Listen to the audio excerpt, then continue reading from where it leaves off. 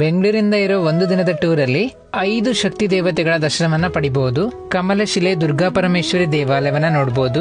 ಸಿಗಂದೂರು ಚೌಡೇಶ್ವರಿ ದೇವಾಲಯ, ಕೋಟದ ಅಮೃತೇಶ್ವರಿ ದೇವಾಲಯ, ಕೊಲ್ಲೂರು ಮೂಕಾಂಬಿಕಾ ದೇವಾಲಯ, ಕುಂಬಾಶಿಲಿರುವ ಚಂಡಿಕಾ ದುರ್ಗಾ ಪರಮೇಶ್ವರಿ ದೇವಾಲಯವನ್ನು ಕೂಡ ನೋಡಬಹುದು.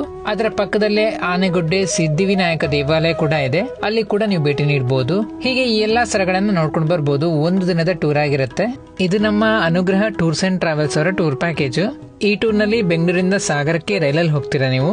ಸಾಗರದಿಂದ ಅವರದ್ದೇ ನಾನ್ ಎಸಿ ವೆಹಿಕಲ್ ಇರುತ್ತೆ, ಅದರಲ್ಲೇ ಪ್ಲೇಸಿಗೆಲ್ಲ ಕರ್ಕೊಂಡು ಹೋಗ್ತಾರೆ.